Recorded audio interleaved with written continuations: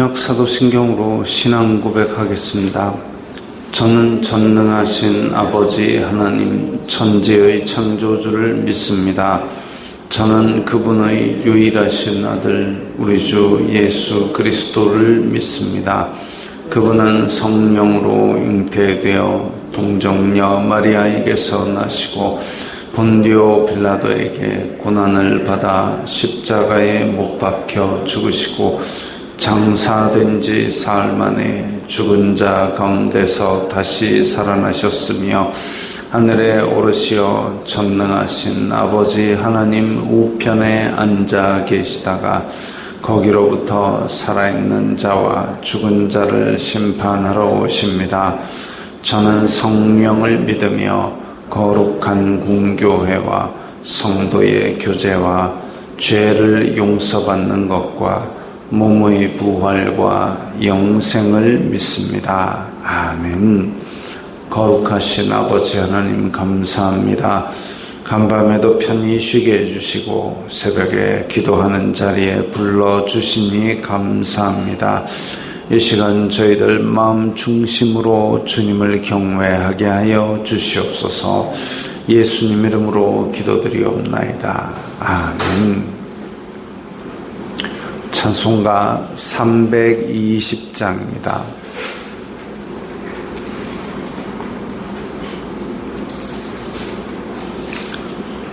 찬송가 320장입니다.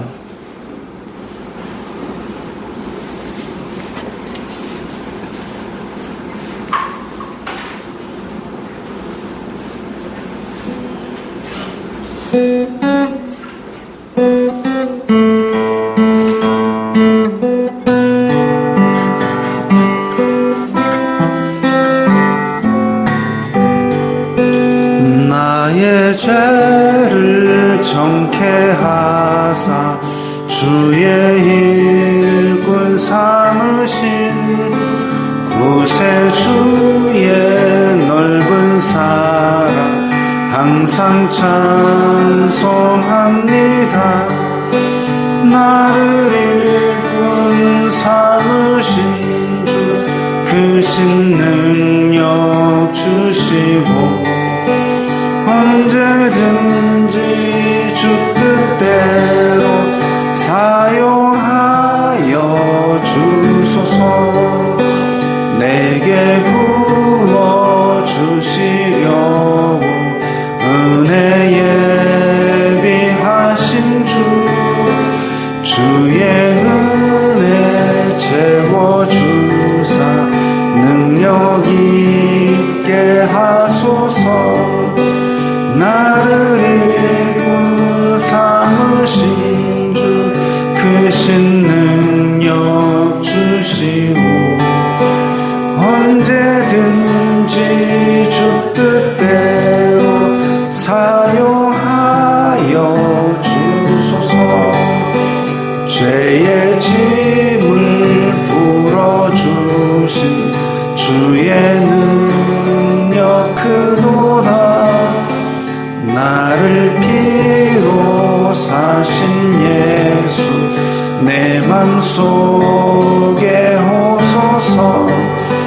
나를 일꾼 삼으신 주 크신 능력 주시고 언제든지 주 뜻대로 사용하여 주소서. 주여 내게 성령으로 충만하게 채우사 생명수가 강물처럼 흐르게 하옵소서.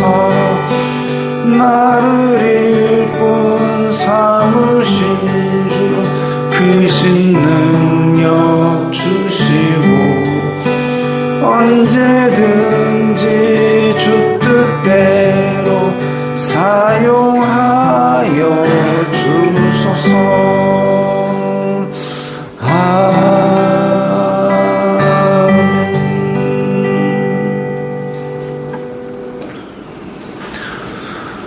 오늘 말씀은 사도행전 22장 1절부터 9절까지의 말씀입니다.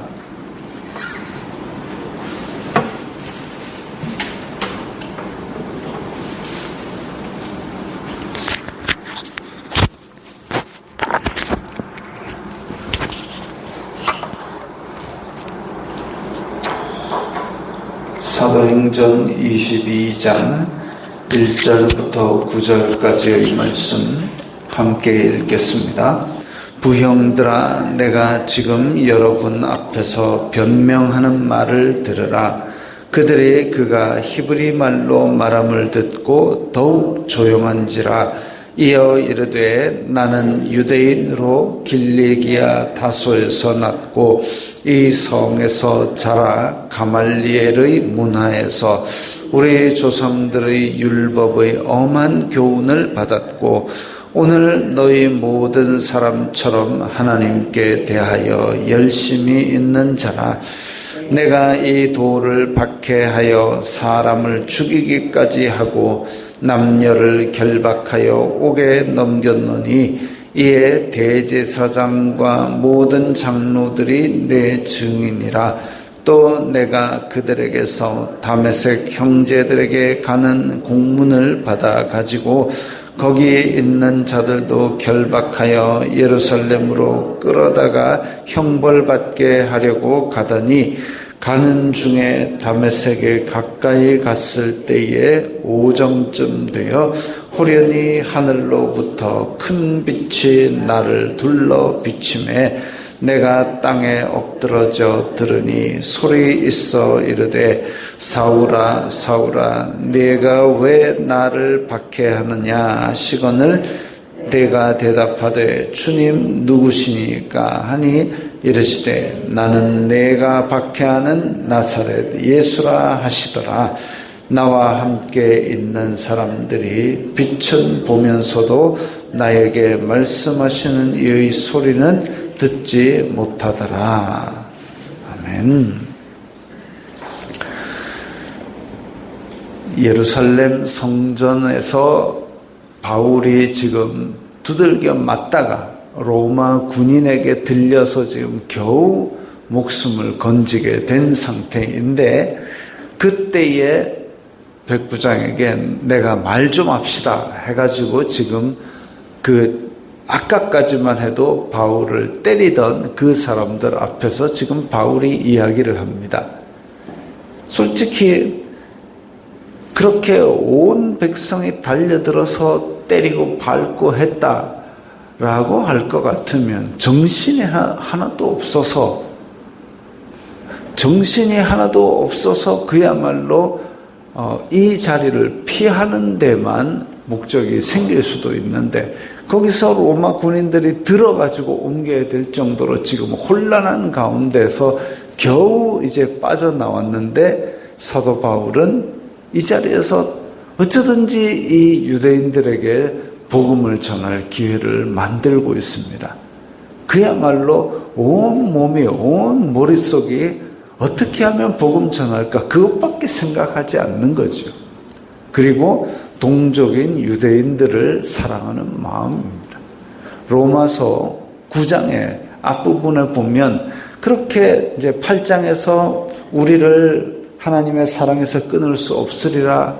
그런데 내 마음속에 하나 무거운 것이 있으니 곧 내 동족 유대인들을 위하여 내가, 유대인들이 복음을 듣는 거라면 내가 예수님의 사랑에서 끊어질지라도 원하는 바로라 할 정도로 그렇게 민족을 사랑하는 마음으로 복음을 전하기 원했습니다. 그래가지고 이 지금 정신없이 두들겨 맞다가 겨우 건져낸 와중에서도 1절에 보면, 지금 내가 여러분 앞에서 변명하는 말을 들으라 하고 자기 이야기를 시작을 하는데, 바울이 복음 전하는 전략이 그렇습니다. 유대인에게는 유대인같이, 이방인에게는 이방인같이, 유대인에게는 율법과 성경으로서, 헬라인에게는 그 철학과 논쟁으로서 그렇게 복음을 전하고 있었습니다.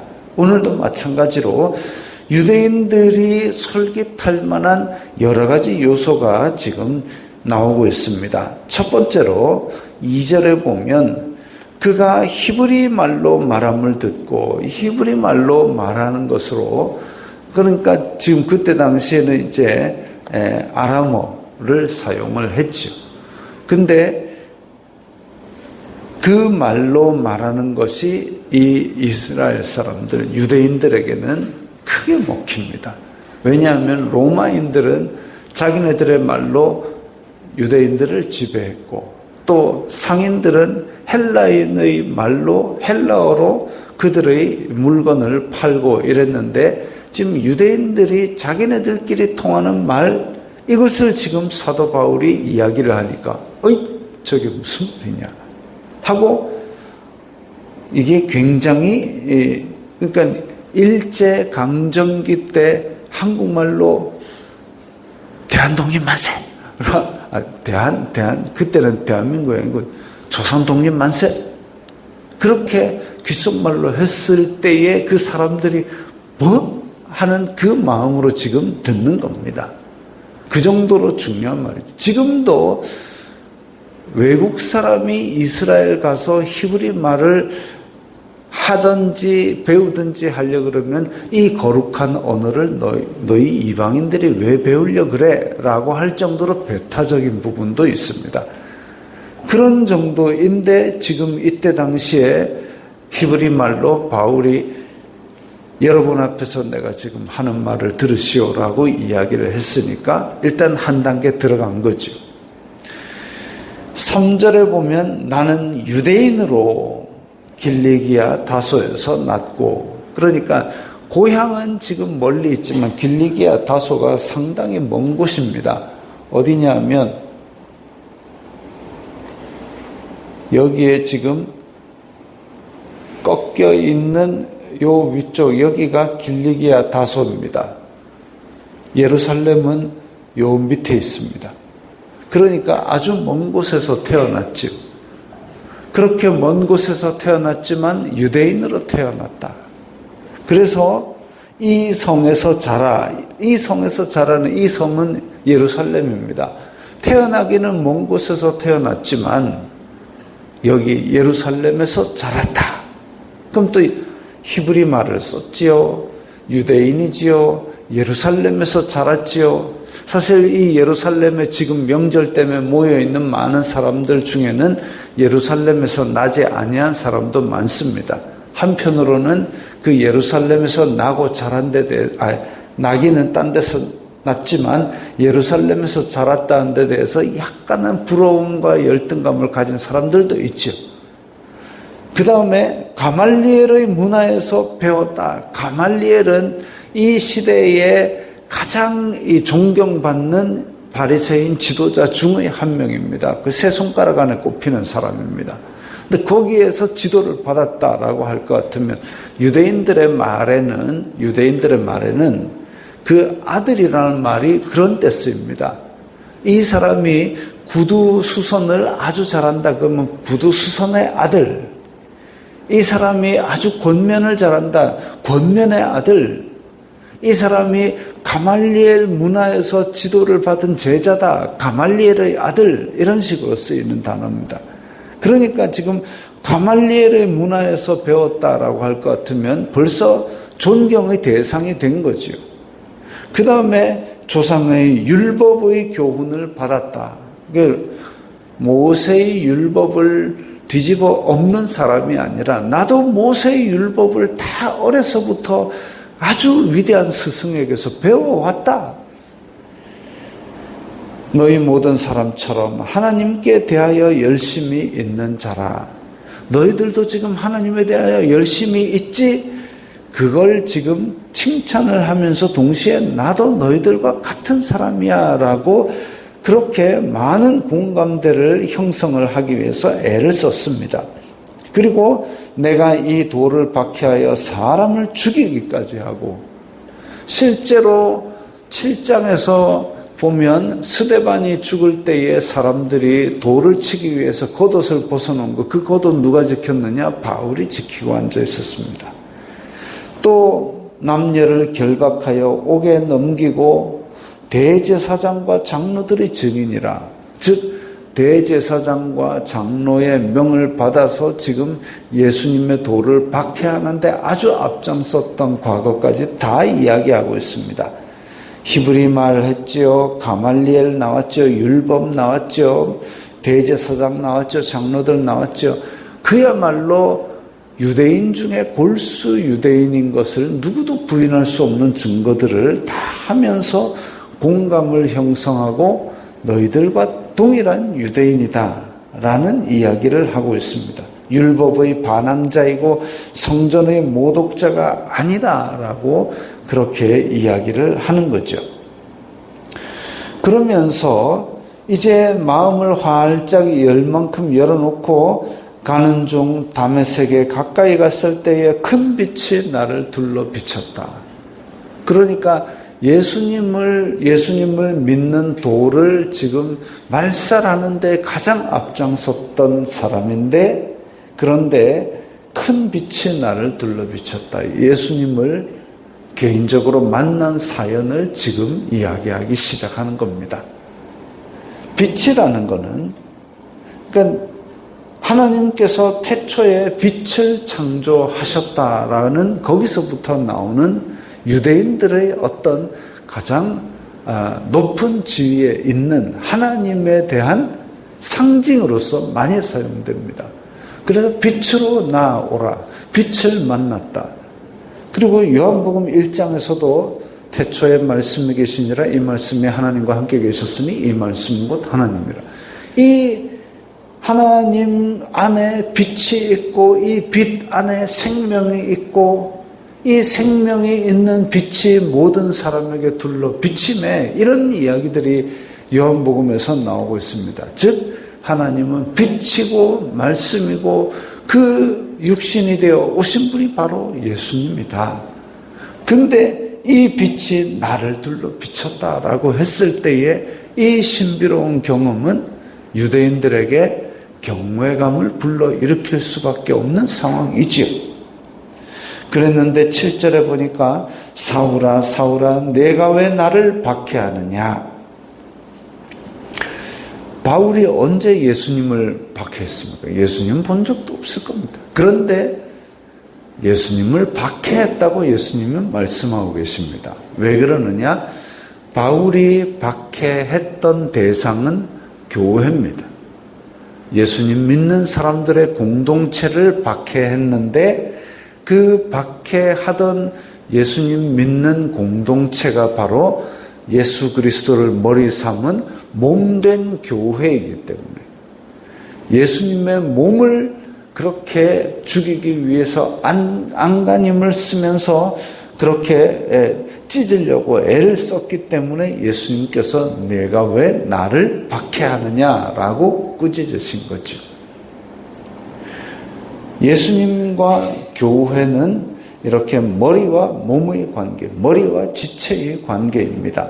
그렇기 때문에 교회를 박해하는 바울에게 예수님께서 내가 왜 나를 박해하느냐, 예수님과 동일시하면서 예수님께서 나타나신 거죠. 나는 내가 박해하는 나사렛 예수라. 예수님께서 본인을 밝히셨습니다.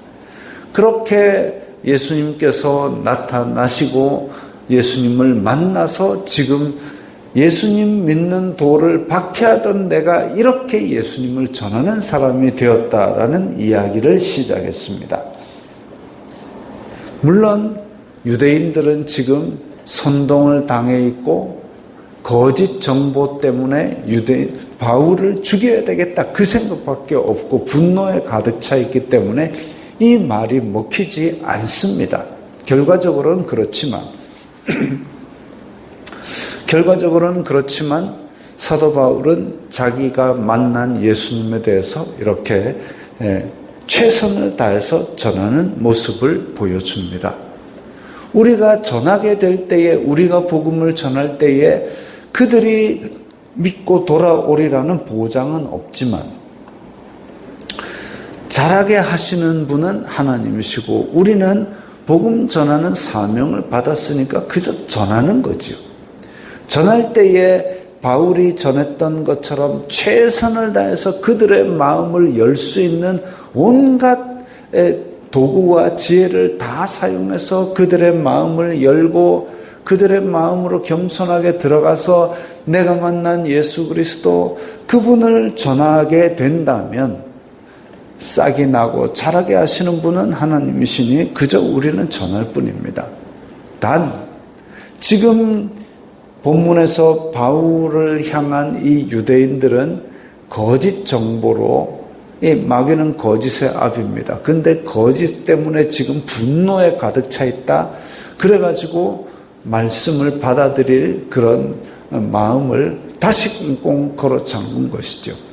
거짓과 분노에 사로잡히면 이런 진리의 복음이 사도 바울이라는 걸출한 사람을 통해서 선포된다 하더라도 그것을 거부하는 것을 봅니다.